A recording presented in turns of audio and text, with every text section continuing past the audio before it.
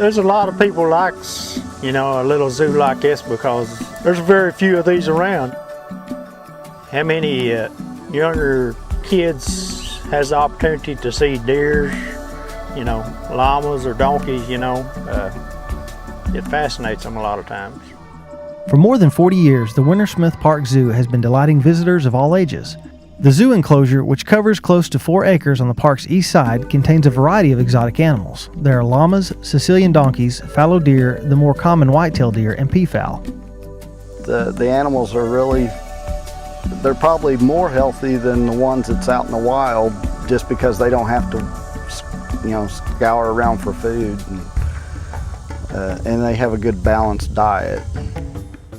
All the animals at the Wintersmith Zoo have access to roughage 24 hours a day, 365 days a year. A large round bale of hay is kept in each pen, and there is an above-ground square bale feeder in each pen as well. All hay is stored inside an enclosed barn on the acreage, keeping it fresh and dry year-round. In addition, the animals receive mineral-rich sweet feed, which is stored inside a concrete block building inside the enclosure. Fresh running water is available to all the animals at all times. The above-ground water troughs utilize a heater during cold months to keep the water from freezing. We feed every Monday, Wednesday, and Friday, and we feed all the animals at that time, make sure they have plenty of water and hay, and then the regular feed that we feed them. And then on holidays, we make sure that either me or Dawn comes in and feeds them, or we double up or something. They always get their feed. Since 1980, the Wintersmith Park Zoo has been licensed as an exhibitor by the United States Department of Agriculture's Animal and Plant Health Inspection Service. As a requirement of this licensing, the zoo is subject to unannounced inspections by USDA staff veterinarians. At the beginning, the Wintersmith Park Zoo was inspected twice a year, but due to a lack of violations, the inspections were cut back to once per year. In addition, the city retains a local veterinarian who is on call to treat the animals in cases of emergency and to help maintain the animals' nutritional needs throughout the year. They have hay at all times, and then they get to feed 3 times a week. So, most of the time they're just laying around full. Their stomachs are full. On average, there are about 40 animals inside the divided enclosure, not counting the peafowl. The city tries to keep that number down so that animals have enough space and also to minimize maintenance costs. But the animals sometimes have other ideas.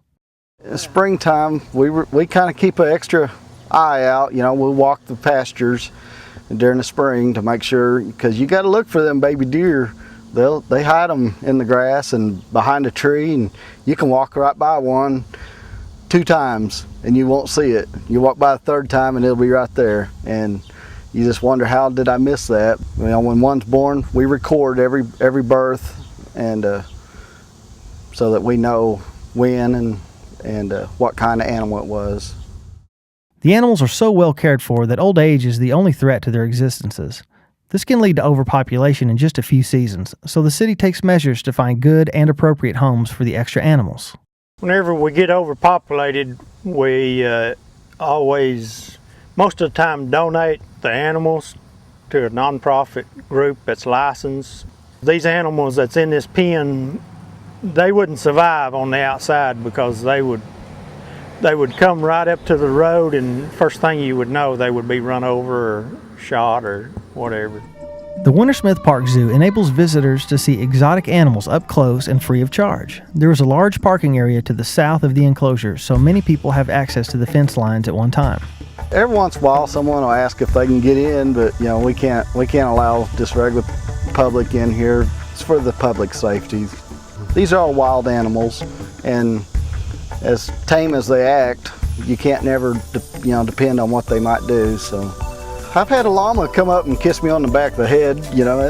That'll kind of surprise you if you're not used to it. Because the animals are enclosed and not running wild, some people seem to be concerned about their welfare. Facilities across the country have to deal with such questions, and the Wintersmith Park Zoo is no different. But all people should know that the animals kept at the park are in terrific shape. They are healthy and happy, they are well fed, and their medical needs, if any, receive quick attention. In many ways, they are much better off than animals who have to scavenge for survival in the wild. If they weren't healthy, they wouldn't reproduce, and we always have babies. If they quit reproducing, I'd be worried.